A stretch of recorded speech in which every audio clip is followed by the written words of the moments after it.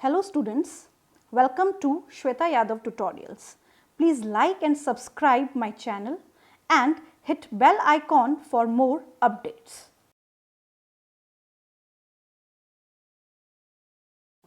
Last video तक हमने ये डिस्कस कर लिया था कि जब हम बायोटेक्नोलॉजी में टूल्स की बात करते हैं तो कौन कौन से एंजाइम की हमें रिक्वायरमेंट होती है. In this video we will discuss about the vector. Vector क्या होता है और एक क्लोनिंग वेक्टर के क्या क्या फीचर्स होने चाहिए, इसको आज इस वीडियो में हम डिस्कस करेंगे. सो सबसे पहले वेक्टर. वेक्टर भी एक बहुत ही इंपॉर्टेंट टूल है बायोटेक्नोलॉजी का, क्योंकि वेक्टर के बिना डिजायर्ड जीन को, जरूरत के जीन को होस्ट में ट्रांसफर नहीं किया जा सकता. क्लियर. हम आगे ये भी डिस्कस करेंगे कि क्या प्लाज्मिड ही वेक्टर हो सकता है या और भी वेक्टर की तरह काम कर सकते हैं. तो here the topic is vector. What is vector? Vector को हम डीएनए बोलते हैं. बच्चे अक्सर कंफ्यूज हो जाते हैं, उन्हें लगता है कि वेक्टर कुछ और है. एग्जैक्टली वेक्टर एक स्पेशल टाइप का डीएनए है. स्पेशल टाइप के डीएनए की जरूरत क्यों पड़ी? क्योंकि डिजायर्ड जीन को होस्ट सेल में भेजना था. डिजायर्ड जीन को कहां भेजना था? होस्ट सेल में भेजना था. तो डिजायर्ड जीन को होस्ट सेल में ट्रांसफर करने के लिए जरूरत पड़ी वेक्टर की. So here vector. Now what is vector? Vector is nothing but a carrier or the vehicle DNA which transfer desired gene into the host cell. Right? Desired gene को host cell में transfer करता है, carry करता है, लेके जाता है. Carrier DNA इधर से उधर लेके जाता है, vehicle का काम करता है. जैसे हमें एक जगह से दूसरी जगह जाना है तो हम किसी ट्रांसपोर्टेशन मीडियम को यूज करते हैं, कार को यूज करते हैं, बस को यूज करते हैं, टू व्हीलर यूज करते हैं. राइट. तो वो एक मोड ऑफ ट्रांसपोर्टेशन है, एक चीज को दूसरी जगह ले जाने के लिए. राइट. उसी तरीके से डिजायर्ड जीन को एक जगह से दूसरी जगह ले जाना है. जब लेके जाना है तो कोई ना कोई तो चाहिए जो जीन को, डिजायर्ड डीएनए को, फॉरेन डीएनए को एक जगह से दूसरी जगह कैरी करे. कैरियर. ट्रांसफर करे, ट्रांसपोर्टेशन करे, ट्रांसफर करे तो vehicle DNA. Right? So vector is nothing but a carrier or a vehicle DNA that transfer desired DNA into the host cell. अब हमें यह पता है कि डिजायर्ड जीन को इंसर्ट किया जाता है वेक्टर में. अब जब वेक्टर में उसको इंसर्ट किया जाता है तो इंसर्ट करने के बाद वो वेक्टर होस्ट सेल में उस डिजायर्ड जीन को लेके जाता है. तो ऐसी क्या खास बात होनी चाहिए क्लोनिंग वेक्टर में?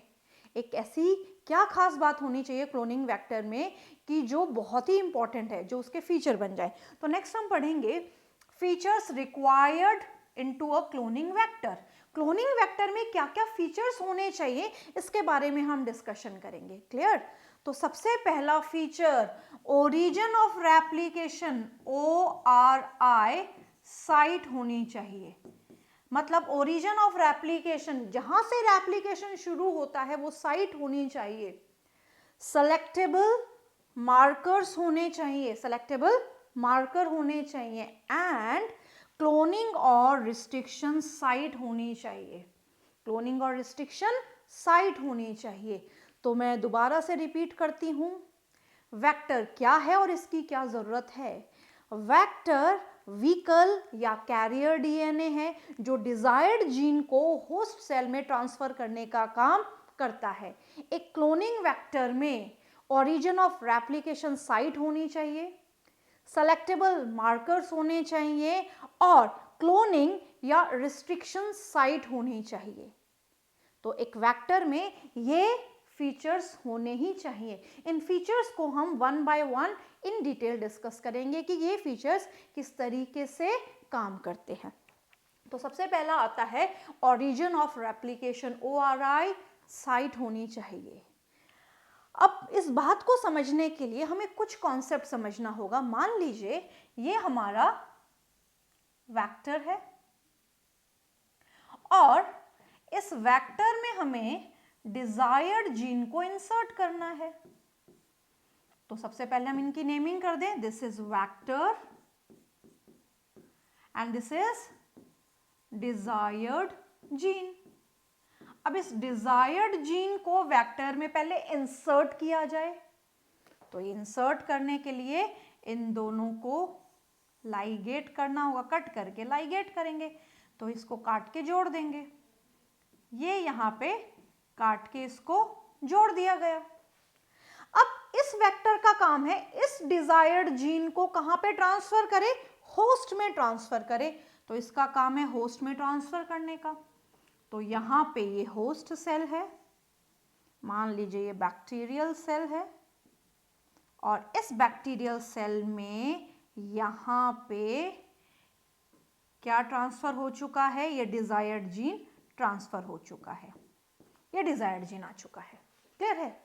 तो ये तो काम किया वेक्टर ने। अब इस वेक्टर में जिसको हम पढ़ रहे हैं, इसमें ओरिजिन ऑफ रेप्लिकेशन साइट होनी चाहिए। क्या होनी चाहिए? ORI साइट, ऐसी साइट जहां से रेप्लिकेशन स्टार्ट हो। हम सभी जानते हैं कि जो DNA होता है वो रेप्लिकेशन करता है।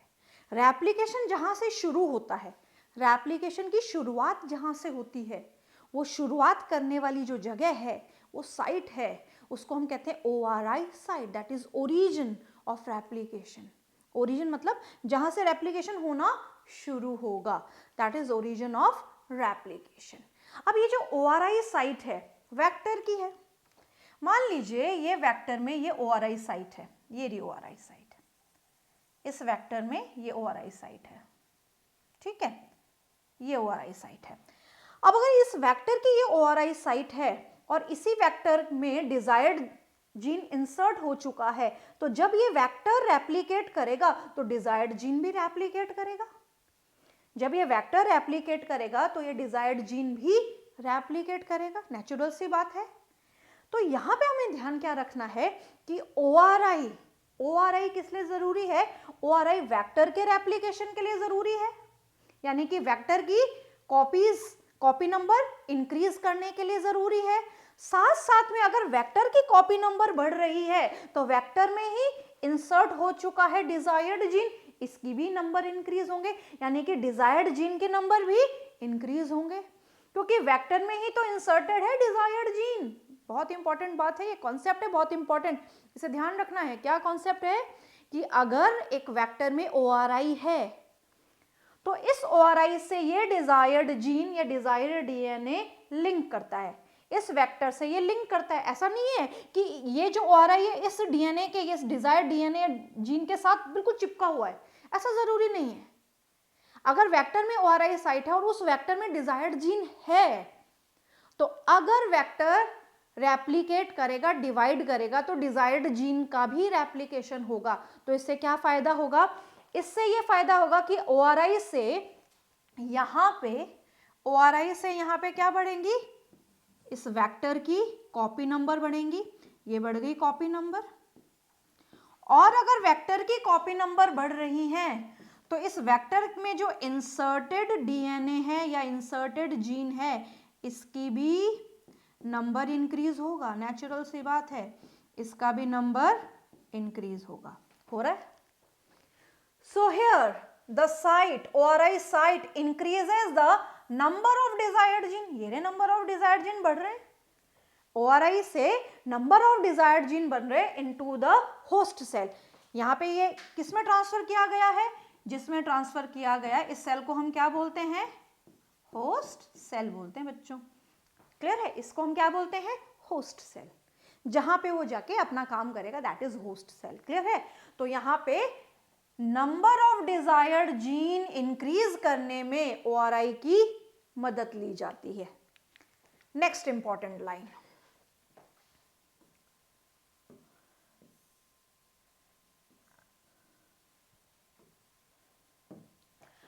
any piece of DNA when linked to this sequence ORI can be made to replicate within the host cell। NCERT की लाइन है, कोई भी DNA का piece when linked to the sequence, DNA यानी कि ये जब ORI से लिंक करेगा, ये desired DNA जब ORI से लिंक करेगा, so can be made to replicate within the host cell, वो अपने आप को ऐसा बना लेगा कि वो होस्ट सेल में अपने नंबर को इंक्रीज कर सके, यानी कि वो within the host cell replicate या डिवाइड कर सके। कर रहा है। मैंने आपको बताया कि ORI डायरेक्ट डिजायर्ड जीन से चिपका हुआ नहीं है, बट यहाँ पे अगर ये वेक्टर मल्टीप्लाई करेगा, डिवाइड करेगा, रेप्लिकेट करेगा, तो इस डिजायर्ड जीन का भी नंबर बढ़ेगा, क्योंकि ये पर्टिकुलर डिजायर्ड जीन कहाँ पे इंसर्टेड है? वेक्टर में इंसर्टेड है। Clear? ORI site is also responsible for increasing and controlling the copy number of plasmid within the cell. Natural सी बात है। हमने क्या देखा? हमने देखा यहाँ पे, अगर हम पीछे वाली स्लाइड में जाएं तो यहाँ पे ये क्या है? प्लाज्मिड है ना, ये प्लाज्मिड है, ये डिजायर्ड जीन है, ये डिजायर्ड जीन है। तो अगर डिजायर्ड जीन का नंबर बढ़ रहा है तो वो किसकी वजह से बढ़ रहा है? इस प्लाज्मिड की वजह से बढ़ रहा है, यानी कि प्लाज्मिड का नंबर भी बढ़ रहा है। प्लाज्मिड का नंबर बढ़ना, कॉपी नंबर बढ़ना। ये प्लाज्मिड था, इसने अपनी कॉपी बनाई, फिर और कॉपी बनी, फिर और कॉपी बनी, यानी कि इस प्लाज्मिड की ही ये बहुत सारी कॉपीज हैं। इस प्लाज्मिड की ये कॉपी है, तो इनको हम क्या कहेंगे? Copy number. क्या कहेंगे इनको? Copy number. तो इस प्लाज्मिड ने जब अपनी बहुत सारी कॉपीज बनाई तो इनका कॉपी नंबर भी इंक्रीज हो रहा है, यानी कि प्लाज्मिड के कॉपी नंबर को भी इंक्रीज करता है। डिजायर्ड जीन के नंबर को इंक्रीज करता है, प्लाज्मिड के कॉपी नंबर को इंक्रीज करता है। बट एक और काम करता है कि एक होस्ट सेल में कितने प्लाज्मिड या कितने वेक्टर होने चाहिए, इसको भी कंट्रोल करता है। So it is also responsible for increasing copy number of plasmid. जैसा कि मैंने आपको बताया, प्लाज्मिड के कॉपी नंबर को बढ़ाता है, साथ ही साथ कंट्रोलिंग ऑल्सो, कंट्रोल भी करता है कि एक होस्ट सेल में कितने नंबर ऑफ प्लाज्मिड होने चाहिए, एक होस्ट सेल में कितने नंबर ऑफ प्लाज्मिड होने चाहिए। Clear? Some plasmid may have 1 or 2 copies per cell. कुछ प्लाज्मिड ऐसे होते हैं जिसमें 1 या 2 कॉपीज होती हैं, बट कुछ ऐसे होते हैं जिसमें 15 to 100 कॉपीज भी हो सकते हैं, यानी कि एक होस्ट सेल में 1 या 2 प्लाज्मिड भी हो सकते हैं, वेक्टर हो सकते हैं, या 15 से 100 भी हो सकते हैं। तो यहाँ पे कितने होंगे, कितने वेक्टर प्रेजेंट होंगे एक होस्ट सेल में, इसको कंट्रोल करने वाला ORI, ओरिजिन ऑफ रेप्लिकेशन, क्या काम करता है? ओरिजिन ऑफ रेप्लिकेशन बहुत इंपॉर्टेंट है। ओरिजिन ऑफ रेप्लिकेशन एक फीचर है जो कि क्लोनिंग वेक्टर में होना चाहिए। ये डिसाइड करता है या ये इंक्रीज करता है number of copies of the plasmid, copy number of the plasmid को इंक्रीज करता है, नंबर ऑफ डिजायर्ड जीन को इंक्रीज करता है, as well as it also increases and controlling the number, copy number of plasmid। ये plasmid की copy number को भी कंट्रोल करता है। नेक्स्ट आता है selectable marker gene. Selectable marker gene, selectable marker gene को समझने के लिए हम यहाँ पे कुछ कंडीशन समझते हैं। यहाँ पे हम कुछ कंडीशन समझते हैं। ये पहले इस डायग्राम को समझेंगे, उसके बाद में हम सेलेक्टेबल मार्कर को समझेंगे। क्लियर?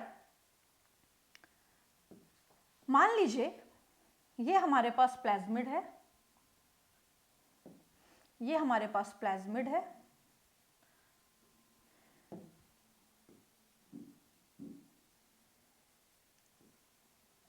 या वेक्टर है, ये हमारे पास वेक्टर या प्लाज्मिड है, ये हमारे पास डिजायर्ड जीन है,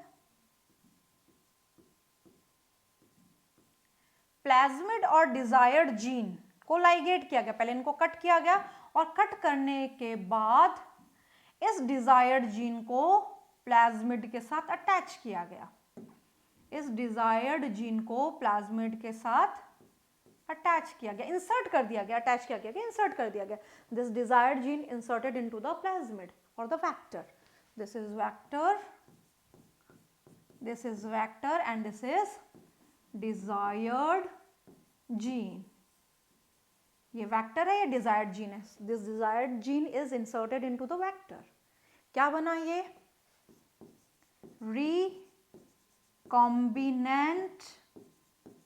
रिकॉम्बिनेंट डीएनए बना।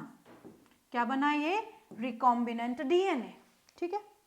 अब हमें क्या करना होगा, इस रिकॉम्बिनेंट डीएनए को होस्ट में पहुंचाना है, इस रिकॉम्बिनेंट डीएनए को होस्ट में पहुंचाना है। अब हमारे पास यहाँ पे दो कंडीशन है, एक है नॉन रिकॉम्बिनेंट, ये कैसा है, नॉन रिकॉम्बिनेंट,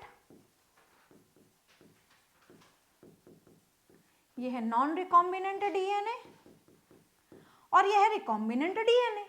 अब जब इसको होस्ट सेल में पहुंचाया जाएगा तो यहाँ पे तीन कंडीशन होंगी, ठीक है। कौन कौन सी कंडीशन होंगी, तीन कंडीशन।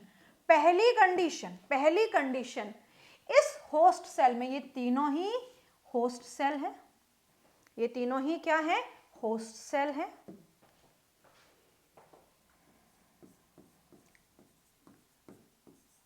तो यहाँ पे तीन कंडीशन हम पढ़ेंगे। पहली कंडीशन, ना तो नॉन रिकॉम्बिनेंट डीएनए ना ही रिकॉम्बिनेंट डीएनए होस्ट में गया, मतलब दोनों डीएनए में से, हमारे पास दो डीएनए है, एक तो नॉन रिकॉम्बिनेंट डीएनए, एक रिकॉम्बिनेंट डीएनए है, दोनों में से कोई भी होस्ट में नहीं गया, कोई भी होस्ट में नहीं गया। तो जब कोई भी होस्ट में नहीं गया, इस बैक्टीरियम में नहीं गया, तो इसको हम क्या बोलेंगे, नॉन ट्रांसफॉर्मेंट। इसको हम क्या बोलेंगे, नॉन ट्रांसफॉर्मेंट। ट्रांसफर हुआ ही नहीं, नॉन ट्रांसफॉर्मेंट। अब यहां पे सेकंड केस में, तो केस 1 है, सेकंड केस में नॉन रिकॉम्बिनेंट डीएनए ट्रांसफर हुआ, नॉन रिकॉम्बिनेंट डीएनए आया, यानी कि ट्रांसफर तो हुआ बट कैसा, नॉन रिकॉम्बिनेंट डीएनए, यानी कि नॉर्मल प्लाज्मिड हुआ। तो यहां पे हम क्या बोलेंगे, transformant, transformant with non recombinant DNA, non recombinant DNA, transformant with non recombinant DNA. और जो थर्ड केस है, जो थर्ड केस है, ये वाला तीसरा केस, ये दूसरा केस है और ये तीसरा केस है। तो यहाँ पे जो ट्रांसफर हुआ वो कौन हुआ, रिकॉम्बिनेंट डीएनए ट्रांसफर हुआ। तो यहाँ पे ये जो बैक्टीरियम है, ये जो होस्ट सेल में जो ट्रांसफर हुआ, इसको हम बोलेंगे transformant, transformant with recombinant, transformant with recombinant. अब बच्चों यहाँ पे ध्यान रखने वाली बात क्या है, ध्यान रखने वाली बात ये है कि ये जो बैक्टीरियम है, इसमें तो कोई भी ट्रांसफर नहीं हुआ। कैसे पता चला, कुछ भी नहीं आया, यहाँ पे केवल नॉर्मल इसका खुद का डीएनए था, प्लाज्मिड नहीं आया। यहाँ पे इसका नॉर्मल खुद का डीएनए, साथ में आया प्लाज्मिड, बट ये कैसा है, नॉन रिकॉम्बिनेंट है। यहाँ पे इसका नॉर्मल डीएनए, यहाँ पे रिकॉम्बिनेंट डीएनए आया। तो जो काम का होता है, जिसका सिलेक्शन करना होता है, वो कौन सा है, ट्रांसफॉर्मेंट विद रिकॉम्बिनेंट। कौन सा है, ट्रांसफॉर्मेंट विद रिकॉम्बिनेंट। तो इसका सिलेक्शन करने के लिए क्या यूज में लिए जाएंगे, सेलेक्टेबल मार्कर जीन यूज किए जाएंगे। सो सेलेक्टेबल मार्कर जीन क्यों यूज किए जाते हैं, selectable marker gene use to select, नाम से पता चल रहा है, used to select transformant with recombinant DNA। I again repeat, मैं दोबारा से इस बात को रिपीट करती हूं कि सेलेक्टेबल मार्कर जीन की रिक्वायरमेंट क्यों होती है। सेलेक्टेबल मार्कर जीन की रिक्वायरमेंट इसलिए होती है जिससे ट्रांसफॉर्मेंट विद रिकॉम्बिनेंट डीएनए को सेलेक्ट किया जा सके। बैक्टीरिया में ट्रांसफॉर्मेंट विद रिकॉम्बिनेंट डीएनए का पता लगाया जा सके, इसीलिए सेलेक्टेबल मार्कर जीन यूज किए जाते हैं। क्लियर है, right. So selectable marker gene, this gene is required for the selection of transformant with recombinant. किस लिए यूज किए जाते हैं, ट्रांसफॉर्मेंट विद रिकॉम्बिनेंट का पता लगाने के लिए यूज किए जाते हैं। क्लियर है। Gene encoding resistant to antibiotics, कौन होते हैं selectable marker gene, antibiotic resistant gene. कौन होते हैं, एंटीबायोटिक रेजिस्टेंट जीन। कौन कौन से हो सकते हैं, एम्पिसिलिन रेजिस्टेंट, टेट्रासाइक्लिन रेजिस्टेंट, ये रहे सारे। एम्पिसिलिन रेजिस्टेंस जीन, इसको AMPR बोलते हैं। Chloramphenicol resistance gene, tetracycline resistant gene and kanamycin resistant gene. तो यहाँ पे आपको ये पता होना चाहिए कि सेलेक्टेबल मार्कर जीन क्या होते हैं और किस लिए यूज में लाए जाते हैं और कौन कौन से होते हैं। सेलेक्टेबल मार्कर जीन वो जीन होते हैं जो कि ट्रांसफॉर्मेंट विद रिकॉम्बिनेंट को सेलेक्ट करने के लिए यूज में लाए जाते हैं। ये जर्नली एंटीबायोटिक रेजिस्टेंट जीन होते हैं, जैसे tetracycline resistant gene, ampicillin resistant gene, kanamycin resistant gene and chloramphenicol resistant gene. Clear? Normal E. coli cell do not carry resistance against any of these antibiotics. जो normal E. coli होती है उसमें किसी भी तरीके का एंटीबायोटिक रेजिस्टेंट जीन प्रेजेंट नहीं होता है, डू नॉट कैरी, वो कैरी ही नहीं करता एंटीबायोटिक रेजिस्टेंट जीन। सो ये एनसीईआरटी की लाइन है, the normal E. coli cell do not carry resistant against any of the antibiotic, वो एंटीबायोटिक रेजिस्टेंट जीन को कैरी नहीं करता है। और दूसरा यहाँ पे एग्जांपल है लैक जेड जीन, जो कि हमने कहाँ पे पढ़ा था, लैक ऑपेरॉन में पढ़ा था। तो यहाँ पे दो फीचर हम पढ़ चुके हैं, एक क्लोनिंग वेक्टर के फीचर में पहला हम पढ़ चुके ओआरआई साइट होनी चाहिए, दूसरा सेलेक्टेबल मार्कर जीन होनी चाहिए। क्लियर? ये डायग्राम हम समझ चुके हैं। नेक्स्ट हम बात करते हैं क्लोनिंग और रिस्ट्रिक्शन साइट, यानी कि क्लोनिंग वेक्टर में क्लोनिंग साइट या रिस्ट्रिक्शन साइट होनी चाहिए। अब नाम से समझ में आ रहा है रिस्ट्रिक्शन साइट। क्लोनिंग और रिस्ट्रिक्शन सेम है, कैसे हैं हम डिस्कस करेंगे अभी।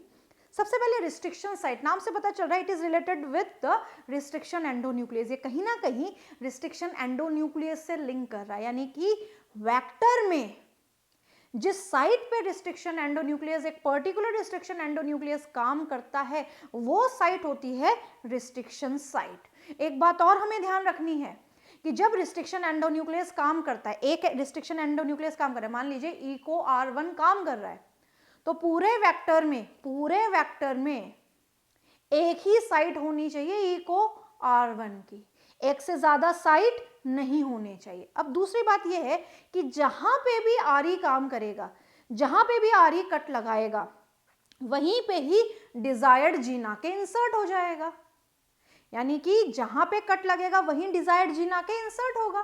तो जब डिजायर्ड जीन आके इंसर्ट होगा तो वहां पे उसको हम क्या बोलेंगे, क्लोनिंग साइट भी बोलेंगे, क्योंकि वो आगे डिजायर्ड जीन की कॉपी नंबर बढ़ाने में मदद करेगा, क्लोन करेगा। क्लोन मतलब एक जैसी कॉपी बनाने में मदद करेगा, right. So here site of vector where desired gene to be inserted, very important. For example, this is a vector, इस वेक्टर को काटा गया इको R1 रिस्ट्रिक्शन एंडोन्यूक्लियस से, इसको काटा गया रिस्ट्रिक्शन एंडोन्यूक्लियस से। हम ये जानते हैं कि जब इको R1 काम करता है तो कैसे एंड प्रोड्यूस करता है, ओब्लिक कट लगाता है और स्टिकी एंड्स बनाता है। कैसे एंड्स बनाता है, स्टिकी एंड्स। ये है डिजायर्ड जीन, ये है डिजायर्ड जीन, इसको भी इको R1 से ही कट करेंगे। डिजायर्ड जीन को किससे कट किया, इको R1 से कट किया। इको R1 से जब डिजायर्ड जीन को कट किया तो इसने भी क्या बनाया, इसने भी क्या, कैसे एंड्स बनाए, स्टिकी एंड्स बनाए।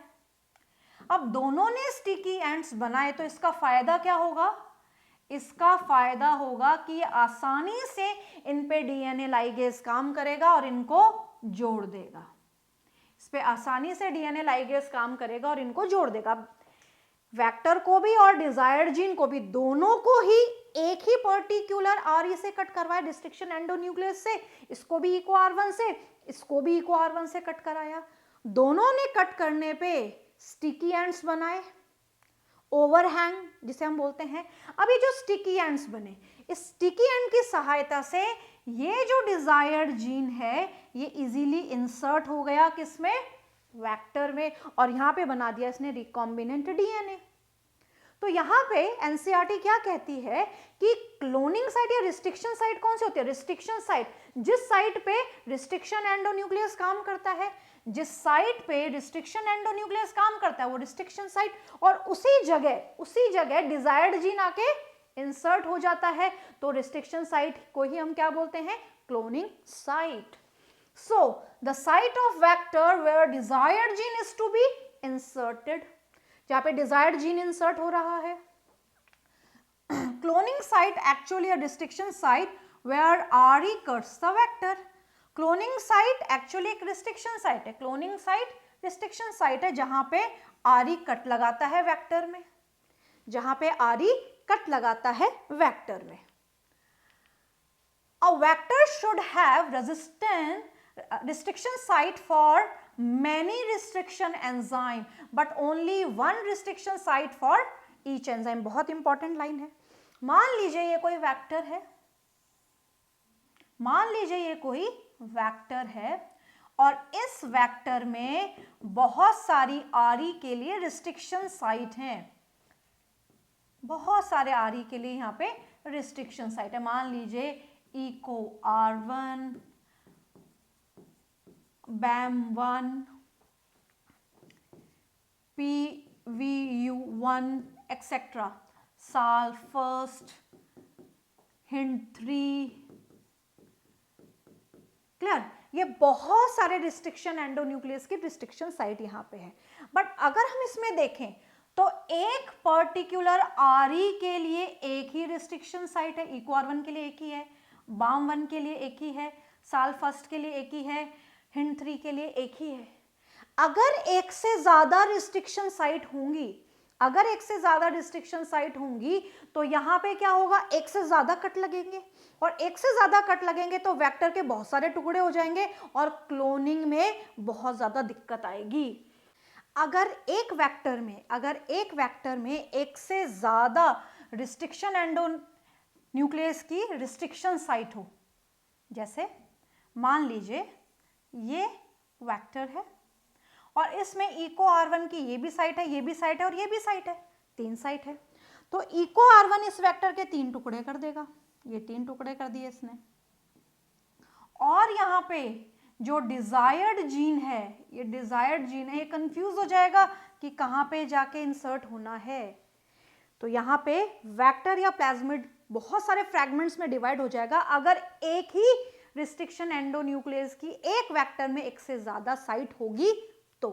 ठीक है, तो यहाँ पे एक वेक्टर की एक ही साइट होनी चाहिए, एक वेक्टर में एक रिस्ट्रिक्शन एंडोन्यूक्लियस की एक ही साइट होनी चाहिए. एक से ज्यादा रिस्ट्रिक्शन एंडोन्यूक्लियस की साइट हो सकती है, होती भी है, जैसे इसमें बहुत सारे रिस्ट्रिक्शन एंडोन्यूक्लियस की साइट है. So the presence of more than one recognition site of one RE within the vector will generate several fragments, बहुत सारी fragments बन जाएंगी and which will complicate the gene cloning, और वो gene cloning को complicate बना देगा. तो हमने क्या पढ़ा, एक वेक्टर में एक से ज़्यादा रिस्ट्रिक्शन एंडोन्यूक्लियस की साइट होनी चाहिए या हो सकती हैं. अगर एक ही RE की एक से ज़्यादा रिस्ट्रिक्शन साइट होगी तो यहाँ पे वेक्टर DNA या प्लाज्मिड बहुत सारे टुकड़ों में डिवाइड हो जाएगा और यहाँ पे डिजायर्ड जीन को यहाँ पता नहीं चलेगा कि उसको कहाँ पे इंसर्ट होना है. एक और बहुत इंपॉर्टेंट चीज, जब हम डिजायर्ड जीन को वेक्टर में इंसर्ट करते हैं, ये वेक्टर है, ये डिजायर्ड जीन है, ये डिजायर्ड जीन है. अब यहाँ पे इसको इसमें इंसर्ट करना है तो दोनों में कट लगाया जाएगा, दोनों में रिस्ट्रिक्शन एंडोन्यूक्लियस से कट लगा. कौन से?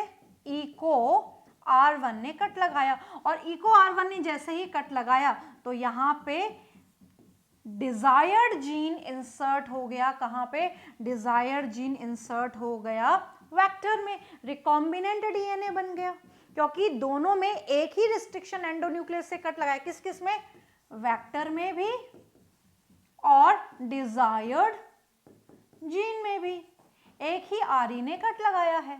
मान लीजिए इस डिजायर्ड जीन को इको R1 ने काटा होता और इसको किसी और वेक्टर ने कट किया होता, इस वेक्टर को किसी और RE ने कट किया होता. मान लीजिए हिंड3 ने इसको कट किया, हिंड3 ने इसको कट किया तो यहाँ पे इसको कट लगाया इको R1 ने, इसको कट लगाया हिंड3 ने, यानी कि दोनों को अलग अलग RE ने काटा. तो जब दोनों को अलग अलग RE काटेंगे तो यहाँ पे डिजायर्ड जीन वेक्टर में इंसर्ट नहीं हो सकती. तो जब इंसर्ट करना है तो सेम RE यूज करना होगा जिससे जो एंड्स बने उस पे DNA लाइगेज काम करके उनको चिपका सके, उनको जोड़ सके. राइट। तो हमने इस पर्टिकुलर वीडियो में पढ़ा कि एक क्लोनिंग वेक्टर के क्या क्या फीचर्स होने चाहिए।